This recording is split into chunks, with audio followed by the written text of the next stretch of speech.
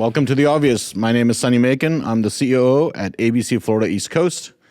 I want to welcome you to episode number 18. Can you believe that, Peter? Oh, first of the new year. First of the new year. Happy New Year. Happy New Year to you. We have a very special guest today we'll get into in a minute. So, absolutely. Tell them who you are. So my name's Peter Dyga. I'm the president and CEO of Associated Builders and Contractors Florida East Coast chapter. The Obvious podcast is a production of ABC Florida East Coast, unless otherwise stated. All of the content reflects the opinions of the guests and the hosts, which is us. And if you like The Obvious podcast, you can subscribe on all the major podcast platforms, such as Apple Podcast, Amazon Music, and Spotify, among others, or watch the audio-visual version on YouTube. You can also follow The Obvious podcast on Instagram, X, and Truth Social. You can always reach out to us via email at theobvious@abceastflorida.com.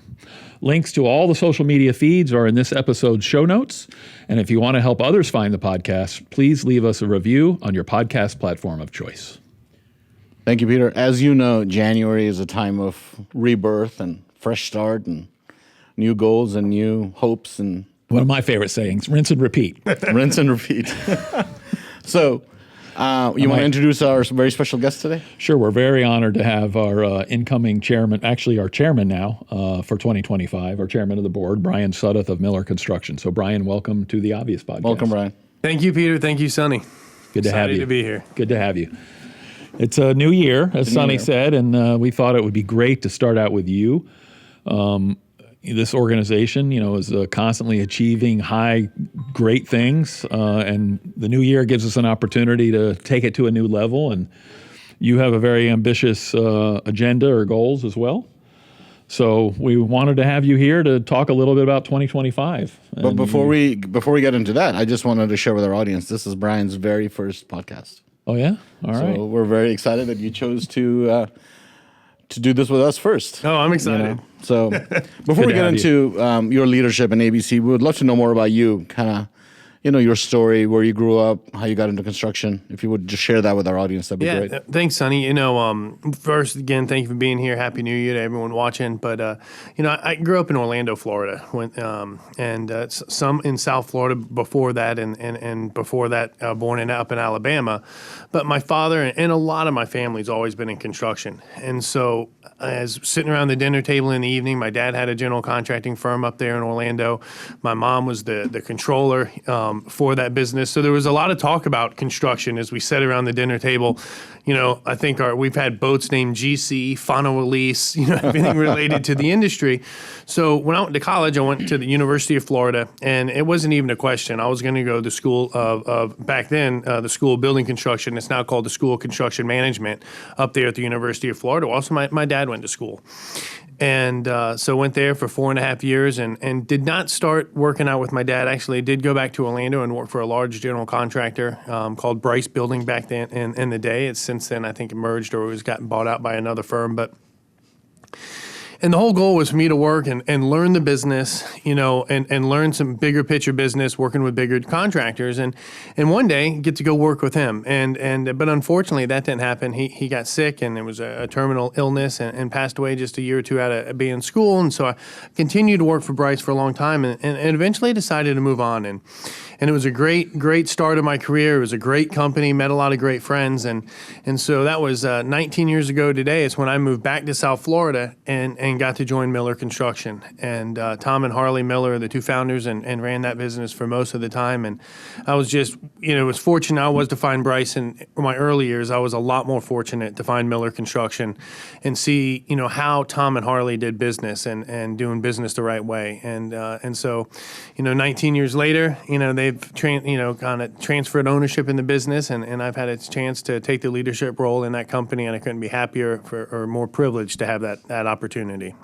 Would you share with the audience kind of what kind of business Miller does? What kind of stuff do you build? Yeah, Miller Construction, been in business 51 years here in the South Florida market. Also have an office up in Orlando. It's a little bit newer for us, about 4 or 5 years old up there in that market. But, I'll call ourselves a mid-sized general contractor. Office industrial has always been a very core to us. Office here recently has been not quite so big a part of our business, but we've had some work in multifamily, hospitality, retail. And I think one of the things that's always tried to separate Miller about isn't what we built through those years, and I think it's close to 605 freestanding projects here in South Florida, but it's how we build it, right? There's a lot of quality contractors out there, and there's a lot of good general contractors out there, but we've always tried to separate ourselves by putting our clients' needs first, looking out for their best interest, and really focusing on how we do business, and we've been very fortunate in that manner. So one of the questions, I'm glad you mentioned office and industrial, one of the questions that I find myself either being asked or I'm the one asking is kind of what is the future of the office market, right? Like, where are we headed? Like, and I'm just really curious about your sort of expertise in the space and what do you think? The future of office is really good. I mean, I think the problem we have with office is, there's some big markets like New York City, for example, that have just tons of vacancy and maybe some ghost leases and stuff of that nature as they're trying to weed through.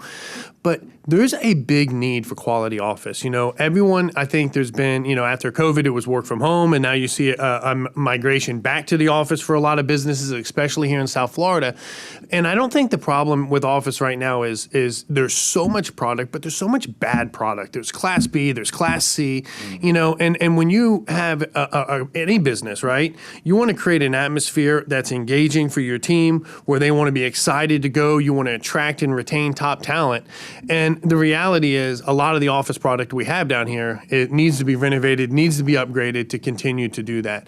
The top office buildings are full, right? And they're getting premium rents. I mean, look what's happening in some of our major markets, whether it's in downtown Fort Lauderdale, West Palm, down there in Brickell, Coral Gables.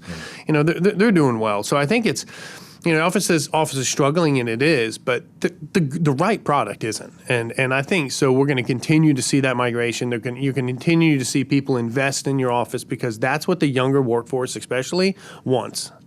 So how did you get involved with ABC? Brett Atkinson is one of the major reasons. I mean, our company has always been involved in ABC. I don't know exactly how many years, and I should know that, but it's several decades that we've been members of ABC. And I started talking to other people about the legislative group that ABC did, but there's so much to ABC I truly didn't know what it was about. And Brett Atkinson, who's president of Moss here in South Florida for their commercial construction, invited me on to the board, but it was over a few years of conversations and really talking to me about what ABC's doing, how really what a large organization it is, how many prongs we have out there for the from education to the political advocacy to now with what CARES is doing. It wasn't just networking, and that's really what attracted me to ABC and the reason I'm here today. So, can you recall when Brett invited you on and like your evolution, about coming to learn about ABC? What you thought, what your initial thoughts were, It took me a while to get a grasp on it. I mean, I remember my first board retreat, sitting there and listening to the strategic goals, and it was like, man, it was difficult to really add to the goals because a lot of the people in the room had been part of the board for so long and had such a great knowledge about what ABC has done and where it could go. The first time, I mean, it was humbling and it was a catch-up experience. And to understand, one, I think I walked away with the thing I was most impressed by was not just the passion of yourself and the entire staff here at ABC, but it was the passion of the board to want to make sure ABC, Florida East Coast was at the top. And I mean, I think that was the biggest takeaway. And then it was just the vastness of the organization and how many, from education to political to networking to CARES and just how that doubles and triples down to so many different other areas as well. That's really great insight. By the time you become a chairman at the chapter, you've been on the executive committee 3 years, you're in your fourth year. And you've probably been on the board a few years, even before that. The leadership development of this chapter is something that, in my going back when I first became chapter president, was the thing I was least confident about. I thought maybe Dan Shaw, my predecessor, had some like magic sauce, And I admit, even to this day, it's something that I pay a lot of attention to. But because of people like you and other leaders on the board, can you speak a little bit about leadership development?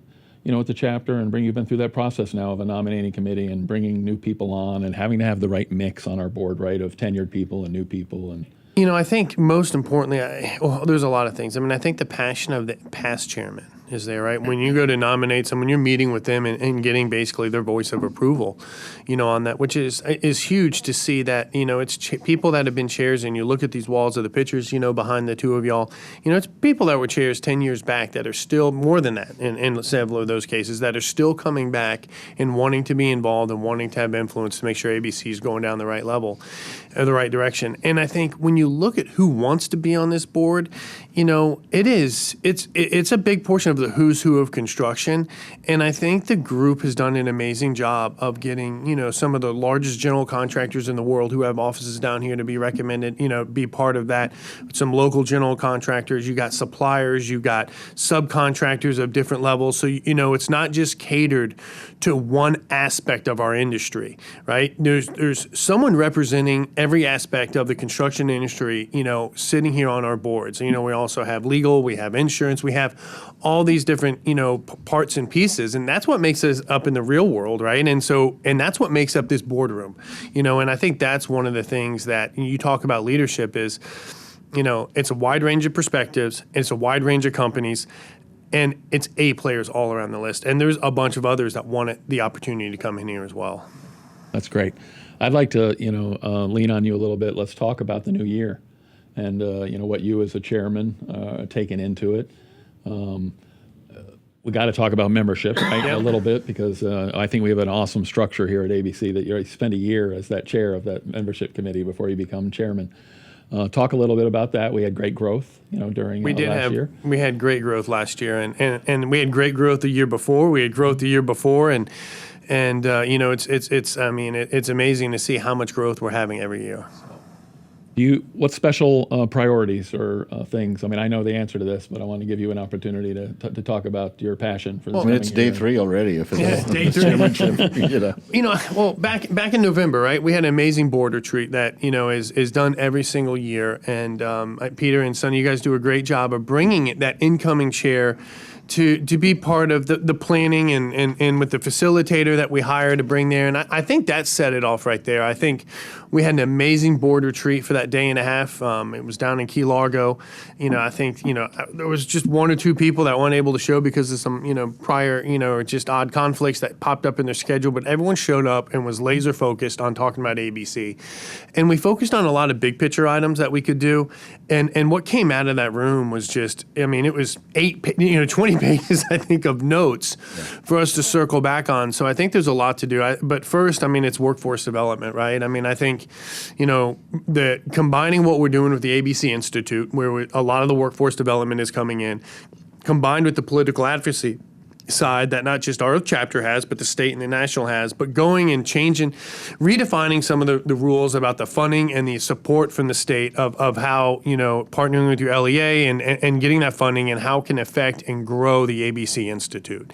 I think we're up to 800 students annually with that institute, which is, if you think about a construction, basically trade training school, I know it's apprenticeship training, but, what other, institution down here is 800 students, and to think now we're trying to go to Tallahassee to do some reform on the funding, really not even, or just get the proper allocation of the funding that's occurring, is I think going to be a huge step in the right direction. And it's going to get the money really where it needs to be, where it's to the benefit of the apprenticeships, and to the benefit of the institute, and to grow that institute. And I think the additional programs, a lot of the stuff that we talked at our board retreat, can really, really change, not just the institute, but what the value the institute is providing the marketplace. It is crazy, when you think about doctors and attorneys and all these other professions, which I believe construction's on the same level of us, right? We wear a different outfit, right? We're not wearing scrubs or, suits all the time, but, at the same time, we have a great group of professionals that all through South Florida changing our skyline, and it's really professionals, trade professionals.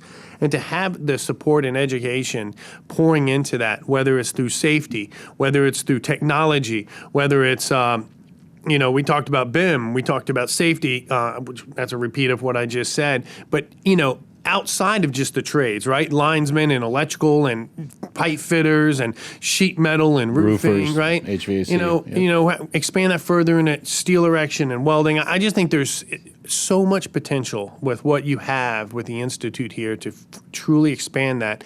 I think it can be a game changer. And I think it can be a model that hopefully the rest of the state of Florida also looks at and sees the momentum we get to help that growth throughout the state, because we need it. Yeah, no, we absolutely need it, and we're so grateful for your time and for your leadership. I know it's going to be an exciting year for you as you grow as a leader, for us to be under your leadership. But I wanted to ask you, I know you're a very passionate fisherman, and I wanted to ask you about stuff outside of work and ABC. You know, what makes you happy? What do you do with your family? You know, talk about that too. You know, family's everything, right? I mean, I preach work-life balance at Miller Construction, and I want every single person that we work with to find that balance of work and life, because, and for me, my life, you know, is my family. It's my wife, Brittany, of 18 years. You know, I think I moved down from South Florida, joined Miller Construction. I was down here for maybe 3 weeks before I ran back up there and proposed to her and gave her a ring. Thankfully, she said yes. You know, she moved down here, and now we have two amazing children. My daughter, 15, Abigail, and my son, Jake, at 13 years old. But I love doing stuff with them. I love boating. Boating and fishing is my passion, and thankfully my wife and my two kids enjoy doing that. My son likes fishing. My daughter and maybe my wife enjoy catching a little bit more, but we definitely enjoy time on the water. But we just, in addition to that, we enjoy traveling. We enjoy, being around other family and getting outside. And that's really what makes me happy and makes me click. Well, we're very grateful, you know, that you've found some time somewhere, you know, to give back to ABC and the industry through ABC. So we're thankful to you and our other leaders, because it's really what makes us, sets us apart. So. You know, Peter, and you got to give back, right? And, you know, and the more you give, the more you're going to receive. And it's pretty simple. You know, it's in my opinion, it's kind of like the golden rule of at least one of them. But the more you give back, the more you're going to receive. You can't be a taker in life. And if ABC continues to be stronger, if ABC does a better job and continues to be stronger in representing from a political standpoint, we do better with the workforce. We do it better with our events, which are already awesome, right? But it's continuous improvement. That way, there's more networking, getting to see people in a social atmosphere, not just in the work atmosphere. Construction's going to be better. And if construction is going to be better, our livelihoods are going to be better, our companies are going to be better, and everything continues to improve. So you have to give back. No, the one thing I'm going to share with our audience, you and Peter, the one thing you guys never do is rest on your laurels, right? It's always, how do we get better? How do we improve? How do we have a greater impact? And I think that's a very sort of inspirational leadership to be under. So we're grateful for your time, and we're grateful you're here for this very special, our first episode of 2025, episode 18 for the Obvious Podcast. So, Brian, we'll close out. I mean, if there's one thing you could say to somebody out there that maybe is not a member of ABC or an association, is there something you'd like to say to them in terms of inviting them to be engaged in this organization? You know, I think that the number one, you got to start somewhere. And, I don't think there's any organization here in South Florida from a construction, especially from a construction standpoint, that does more for the industry. You know, if you're passionate about networking, it's here. If you're passionate about, something of ABC Cares and giving back, there's that here at ABC for you. I mean, that has disaster relief, charitable givings across this entire nation we saw here over this past year. If you care about education, if you care about political advocacy, there's so many different things that you can get involved with here. And when you start understanding the difference it's making in our industry, it's tough to say no to. It's a lot more than just saying you're a member. But I would say getting engaged in a committee.